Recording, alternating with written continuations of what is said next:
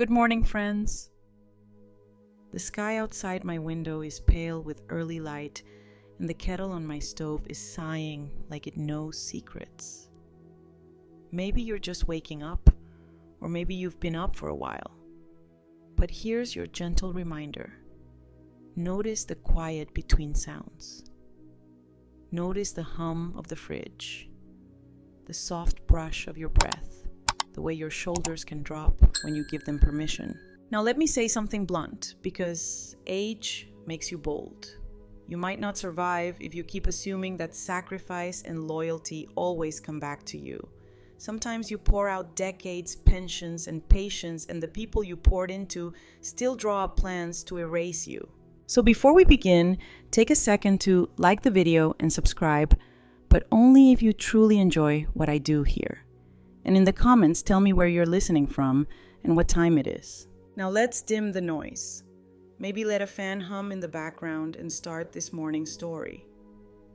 It was a Tuesday, the kind of ordinary day that never asks permission to turn into a storm. I picked up the phone to call my son David, but before I could speak, I heard voices. David's voice, Angela's voice, their laughter low and conspiratorial. Once she's in the home, we can manage everything. The accounts, the house, finally some breathing room, Angela said. David chuckled. She won't fight it. She never fights. Mom just signs and smiles. My hand froze. The teacup on the counter trembled from my grip. For 72 years, I had believed in the script that mothers carry their children, and children eventually carry them back. What I heard instead was a trade deal being negotiated with my life as the currency.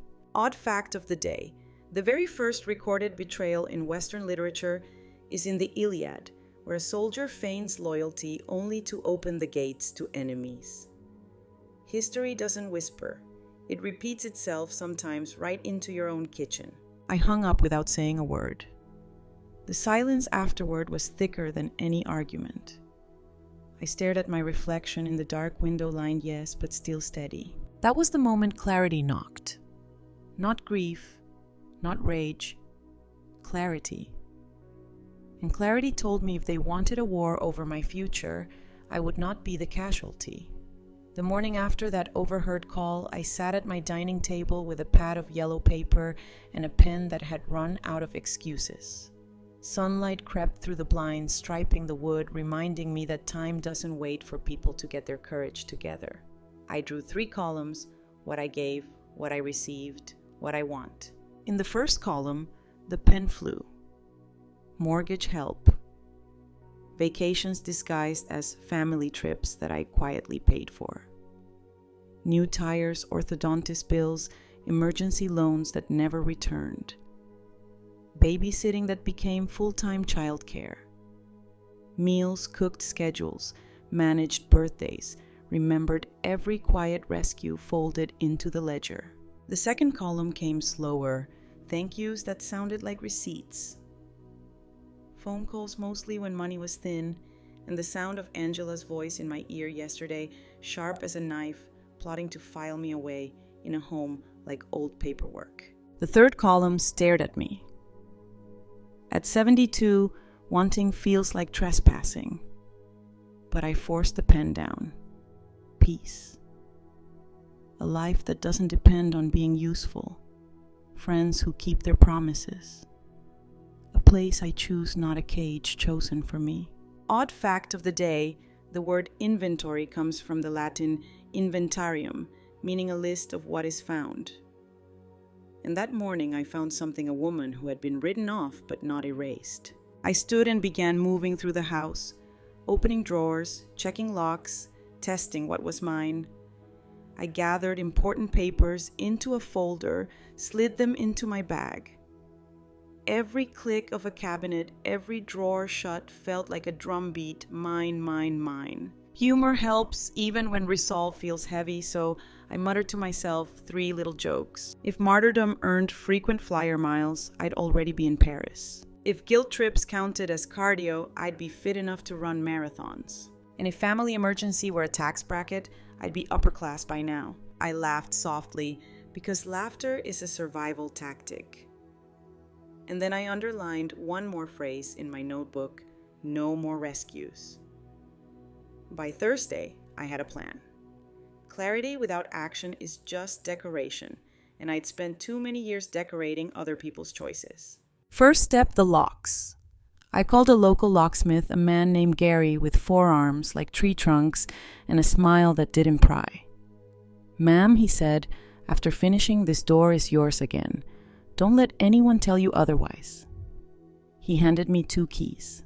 I held one in my palm like a medal. Second step, the banks. I walked into the branch where the teller still called me Mrs. Foster. I closed the joint access David once had to help with bills, transferred my savings into a new account, and added Lily, my granddaughter, as the only secondary beneficiary. The manager raised her eyebrows, but said nothing beyond smart choice. Third step, documents. Birth certificates, deed, pension statements, all slid into a safe deposit box. Paper doesn't argue. Paper remembers.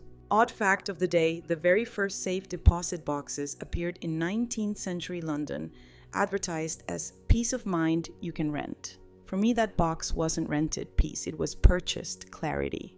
Finally, I walked through each room of the house, touching furniture, opening closets, noting what mattered and what didn't. Some heirlooms would go to Lily someday, the rest just things. Replaceable. Humor found its way into my thoughts because that's how resilience sneaks in. I chuckled. If martyrdom were a sport, I'd have retired with trophies by now. My house had more locks than a mystery novel. If I charged rent for guilt trips, David and Angela would owe back pay. By evening, the house felt different. Not emptier, firmer. Like a spine straightened after years of slouching. I sat at the table, sipped tea, and whispered to myself, "You are not a victim. You are the owner." The next Monday, I sat across from Stephen Hale, my attorney, a man whose hair had given up on color, but not on conviction. He adjusted his glasses, leafed through my folder, and whistled low. "Mrs. Foster, you've been thorough. Most people come to me with panic. You came with receipts." I smiled thinly. Panic was yesterday. Today is planning. Together, we drew up powers of attorney that placed me firmly at the helm, not David. We drafted a living trust to safeguard my house and assets. He slid a document across the desk. "This," he said, tapping the page, "is your cease and desist playbook. If they try to harass or coerce you, we answer in writing, not in shouting." Odd fact of the day, the phrase "in black and white" comes from Old English law, when contracts were literally proof because they existed in black ink on white parchment. Sitting in that office, I realized my freedom wasn't just an emotion, it was ink on paper. We talked strategy. Stephen warned me that manipulation might turn ugly. Prepare for guilt, for threats, for theatrics. But remember, the law is sturdier than noise. I left his office lighter. For the first time in weeks, the air outside didn't feel like a weight. It felt like a door. At home, I packed a box labeled important. Inside went copies of my new documents, a flash drive with audio recordings, and the log. I'd started dates, times, words spoken. Truth wasn't just memory now. It was evidence. For humor's sake, I scribbled in my notebook. If paranoia burned calories, I'd be a size 2. My lawyer should bill Angela for stress relief. Somewhere Thomas is probably clapping. That night I cooked myself salmon, poured a glass of wine, and toasted the quiet. Here's to armor that looks like paper. By the end of that week, my kitchen table had turned into a war room. Manila folders stacked like sandbags, the cedar box tucked nearby with originals. I felt less like a grandmother and more like a librarian of truth. Every receipt, every transfer, every message, they were all puzzle pieces. And for once, I was the one assembling them. I started a dated log, neat handwriting, in blue ink, July 14th.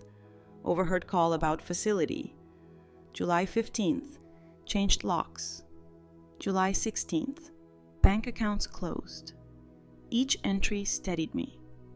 Facts are harder to gaslight than feelings. Odd fact of the day, the word archive comes from the Greek archeion, meaning a house of rulers. For years, David and Angela ruled the narrative. Now the archive lived with me. Still, it wasn't all solemn. Humor crept in because resilience wears disguises. If martyrdom had a frequent flyer program, I'd have lifetime lounge access. If filing papers counted as Pilates, I'd have abs of steel. And if stress paid rent, this house would be mortgage-free twice over. Each joke landed softly in the empty kitchen, but laughter, even solo, reminded me I was still alive, still sharp. By Friday evening, the war chest was full. Copies in the safe deposit box, digital scans, encrypted one folder at Stephen's office. If David or Angela thought of pushing me into a corner, they'd find the corners occupied with documentation. I sat back, stretched my spine, and whispered to myself, no more defense, only preparation. Then I made tea chamomile this time and let the steam fog my glasses. For the first time in weeks, my hands weren't trembling. They were steady. And steady felt revolutionary. 2 weeks later, the front door camera I'd installed buzzed. The screen lit up with David and Angela, fresh from Europe, dragging designer luggage across my porch like conquerors returning from campaign. Their tans looked expensive, their smiles didn't. I opened the door just enough to remind them it was still mine. Mom, David began, rehearsed warmth in his tone. We thought we'd take you for a tour. A wonderful new facility opened nearby, spa activities, all included. Angela chimed in, her voice syrupy but sour underneath. You'll love it, Marion. They'll take such good care of you. And with your finances, it just makes sense for us to manage things now. I stepped aside, but not to invite them in. Instead, I handed them 2 envelopes. Legal notices, signatures sharp as knives across the top. I've already made other arrangements, I said. David blinked. Arrangements? Attorney? Trust. Power of attorney revoked. Locks changed. Account secure. Angela's mask slipped. Her mouth twisted. You can't just cut us out. Correction, I said calmly. I cut you loose. There's a difference. Odd fact of the day in chess, Zugzwang, describes the moment when any move a player makes worsens their position. Watching them stand on my porch, suntanned and speechless, I realized this was their Zugzwang. David stammered, Mom, we were only thinking of your safety. Then think harder, I replied, and shut the door. Behind the wood, their muffled voices rose in protest, but it no longer mattered. The house was quiet again, not because they'd left peace behind, but because I had chosen it. Later that night, I logged the encounter in my notebook, underlined one phrase twice. Their plan ends here. Predictably, Angela did not lick her wounds in silence. Within days, her Facebook lit up like a bonfire. A photo of her sipping espresso at a Paris cafe was suddenly repurposed with a caption, "Back from Europe to find my mother-in-law has lost her mind. Pray for us as we try to protect her from herself." The comment section became a chorus. Some sympathized, tossing out sad-faced emojis, but others remembered. One neighbor wrote, "Strange. I saw Marion mowing her lawn last week looked sharp to me." Another added, "Didn't she pay for their last trip?" Odd fact of the day, the term propaganda comes from 17th century Rome, from a committee tasked with propagating the faith. Angela thought she was propagating pity. What she grew instead was suspicion. I didn't reply. I didn't have to. Silence sometimes makes more noise than arguments. Meanwhile, I tended my balcony geraniums, watered them until their red blossoms looked like punctuation marks in the morning light. David's calls came next, frantic voicemails tumbling over each other. "Mom, please, Angela's just upset. She says you're unstable. We need to fix this. We need access." I let them pile up unheard. Access had been revoked digitally, legally, spiritually. For humor's sake, I scribbled 3 notes in my notebook. If guilt trips had reward points, I'd own an airline by now. Angela's social media filter softens everything except her intentions. David says we need access, the way burglars say we need keys. The next time I walked to the community center, a neighbor stopped me. Don't worry, Marion. People know the truth. You've always been the steady one. I smiled the kind of smile that says, steady isn't just survival, it's strategy. The community center became my anchor. On Wednesday afternoons, a circle of women gathered in a sunlit room that smelled faintly of lemon polish and instant coffee. Most were grandmothers, some widows, all with battle scars etched into their voices. Alice confessed that her son had drained her retirement with just one more loan. Gloria admitted she was raising her granddaughter because her daughter disappeared into pills. Ruth, yes, another. Ruth laughed darkly that she'd been supporting her grown daughter for 30 years, right down to the dog food. We weren't victims. We were veterans. When it was my turn, I told them about the call I'd overheard about the envelopes I'd handed over like grenades disguised in stationery. I read aloud one line from Thomas's old letter, "Live freely, Marion." The room went still. Then Gloria reached out, squeezed my hand. That's the sermon I needed this week. Odd fact of the day, sunflowers don't just turn toward the sun. On cloudy days, they turn toward each other, borrowing light until the sky clears. That circle of women was my field of sunflowers. At home, I pulled Thomas's letter from its envelope again. His script was steady, his voice alive in ink. Don't chain your years to other people's storms. Cut loose, Marion. Sail free. I underlined it in my notebook and added a dash of humor because humor is my buoy. If emotional labor paid minimum wage, I'd own beachfront property. Angela's idea of compassion comes with a receipt. And David, he'd trip over a gift horse while asking for the reins. That night, I slept without the weight of anticipation on my chest. The house was quiet, but the quiet no longer felt empty. It felt chosen. The first knock came on a Saturday morning. I opened the door to find Lily, my granddaughter, shifting nervously from one sneaker to the other. 16 years old now, taller than I remembered, but her eyes still carried that spark Thomas used to call lantern eyes. "Grandma," she whispered, "can I come in?" We sat at the kitchen table. She wrapped her hands around a mug of cocoa, though it was too hot outside for cocoa. "Dad says you're confused, that Angela's just trying to help, but..." She hesitated. "I don't think that's true, and I don't want to lose you." I reached across, laid my wrinkled hand over hers. "Lily, you're not losing me.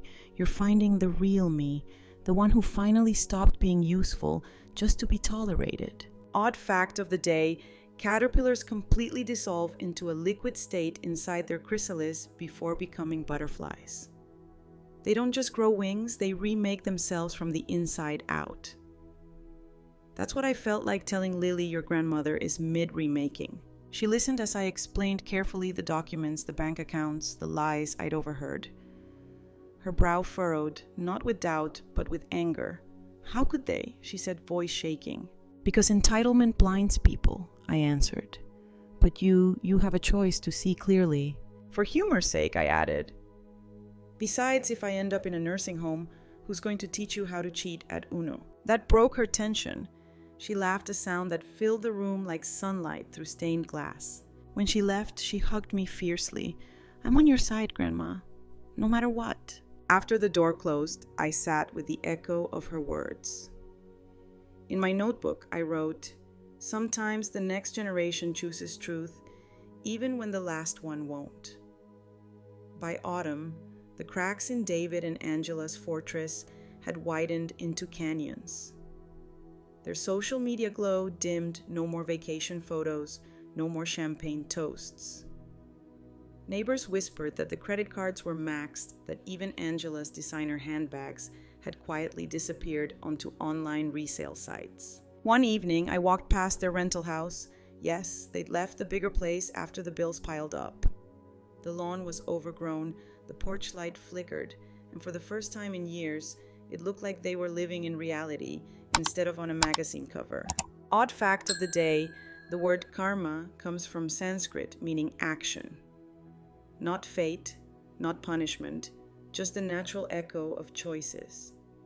And their choices were finally echoing. Angela tried once more cornering me in the grocery aisle between the oranges and the onions. "You've ruined us," she hissed. "Your selfishness destroyed this family." I picked up a bag of onions, studied them, and said lightly, "Funny, I thought the tears came from chopping these, not from realizing the gravy train derailed."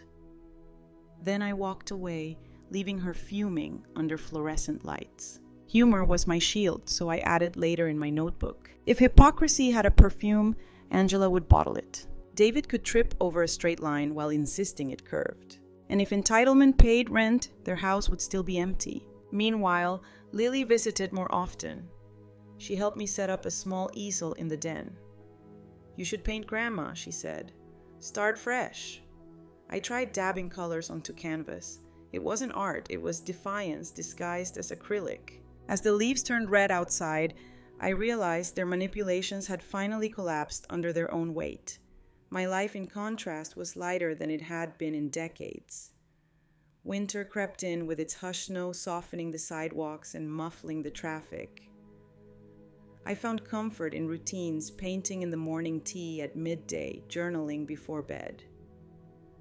The house no longer felt like a fortress under siege, but like a cottage I'd chosen, each room holding its breath in peace.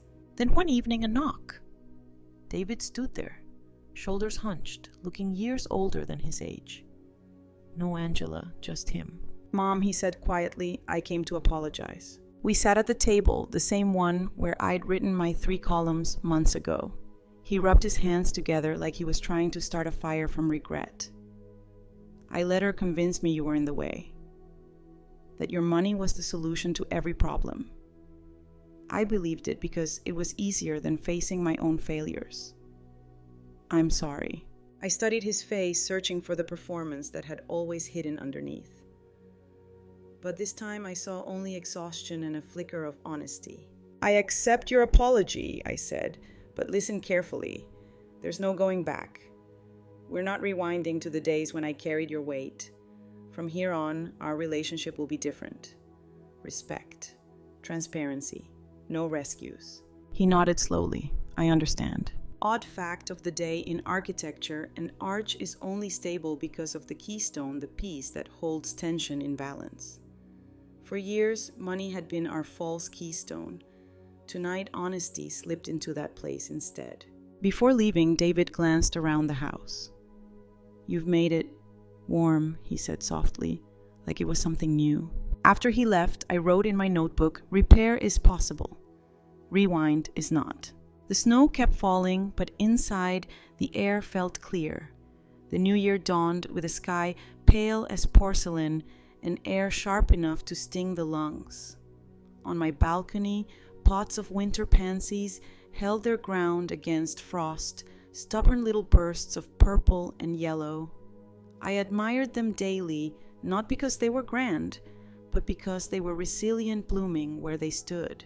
Lily came often, sometimes with homework, sometimes just to sit. We painted together at the easel, our canvases equally messy but honest.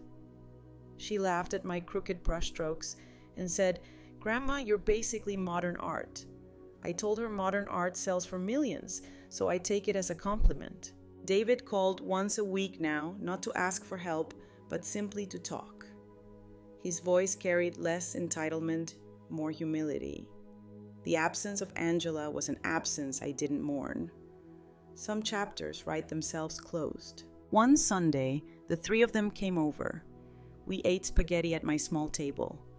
Lily showed me her latest sketch. David helped wash the dishes without being asked, and for the first time in years, the evening didn't feel transactional. It felt like family, not perfect, but possible. Odd fact of the day, butterflies retain memories from their caterpillar days. Transformation doesn't erase the past. It reshapes, it carries it forward with wings. That's what we were now, not forgetting, but flying differently. That night, when the house quieted, I opened my yellow notebook for the last time in this chapter. I wrote, "Peace is not the absence of need. Peace is the presence of choice." I closed the notebook, set it on the table, and looked out at the city lights blinking against the dark. My life wasn't a battlefield anymore. It was a garden I chose to tend. And for the first time in decades, I felt not just free, but whole. At 72, Marion Foster discovers her son David and daughter-in-law Angela conspiring to place her in a nursing home and seize her assets. Shocked but steady, she begins reclaiming control, changing locks, closing bank access, securing documents, and working with attorney Stephen Hale to build legal safeguards. Armed with records and resolve, Marion sells the illusion of dependence. When David and Angela return from a lavish European trip funded in part by her sacrifices, she confronts them with legal notices. Furious Angela tries to smear Marion online and even paints her as unstable, but neighbors and records expose the truth. Through it all, Marion leans on her late husband's old letter, urging her to live freely, and on a circle of women at the community center who share similar scars. They become her field of sunflowers, offering light when the sky clouds. Her granddaughter Lily reaches out torn, but ultimately choosing to believe Marion's truth. Their bond deepens while David and Angela's marriage and finances begin to crumble under the weight of their own entitlement. Eventually, Angela leaves. David returns humbled and offers a genuine apology. Marion accepts, but sets firm boundaries. No more rescues, only respect and transparency. Marion rebuilds her life, taking up painting, nurturing friendships, and finding joy in ordinary routines. Her relationship with Lily blossoms, while her connection with David becomes cautious but real. In the end, Marion reflects that peace is not found in silence or sacrifice, but in choice. Her journey transforms her from victim to author of her own life. No longer bound by obligation, she steps into freedom. For the first time in decades, she feels not only free, but whole.